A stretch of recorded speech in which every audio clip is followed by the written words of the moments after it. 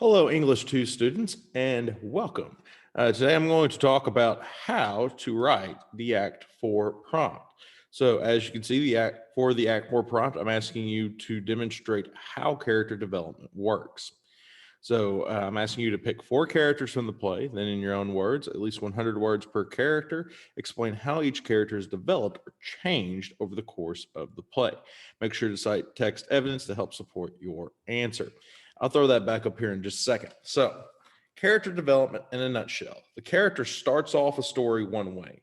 Then traditionally in longer works of fiction, a series of events happen to them. After each event, the characters change slightly as the story goes on.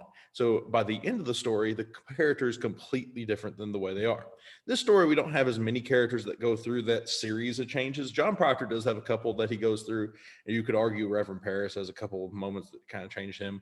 But for the most part, most of the characters change because of one event. And usually that coincides with the climax. The climax is the event that the greatest amount of change occurs. And that's part of the reason why we started talking about character development when we were talking about climax back in Act 3. So the character is one way, an event happens to them, and that changes them. The change is what we call character development.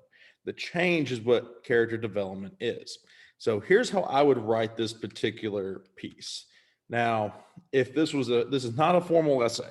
This is a prompt. This is basically kind of like a short answer. So I'm not expecting you to have a proper introduction or a proper conclusion. If it was a proper introduction and proper conclusion, it'd probably be like, in your own words, explain what character development is. Then the 4 characters would be your body paragraphs. And then the conclusion would be, why is it important for us to understand what character development is in today's society?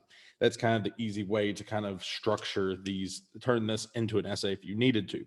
But this is not an essay. This is kind of more of a short answer. So I'm asking you to pick 4 characters.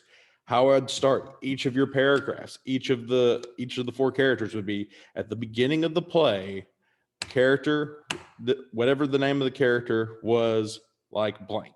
So you could say at the beginning of the play, John Proctor was like blah, blah, blah, blah, blah, blah, blah. All right. So and you only need to do about a sentence. You don't necessarily have to do a super drawn out what the character was like at the very beginning of the play. You also really don't even have to really go in depth with how the character was like, or what the event that happened to the character. The main thing I'm wanting you to talk about, the main thing that your 100 words per character needs to be about, is how the character changed. What the character was like at the end. What the character was like at the end is what the majority of this would be. So how I'd probably structure it is each character would get a paragraph. I would just say the very first sentence, the topic sentence of each paragraph would be, at the beginning of the play, this character was like this, then this happened to them, and after that, and then go in detail about how they changed from the beginning of the play. The change is what the majority of the grade will be based on. I'm also asking for citing text evidence. Text evidence for this is actually fairly easy at the moment. You don't have to even drop a quote or anything like that. All you have to do is put in a parenthetical citation, which I just typed right here, parentheses, Miller, and the page number you found the information, that you could point to where that information lives, and close parentheses. That is enough for citing text evidence for this, believe it or not.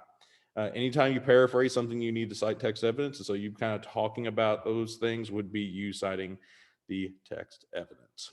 All right. So that's how to write the Act 4 prompt. If you have any questions, please email me, pdavidson@portagel.k12.mo.us. And until next time, I'll see you later. Bye-bye. Now I'll see you later. Bye-bye.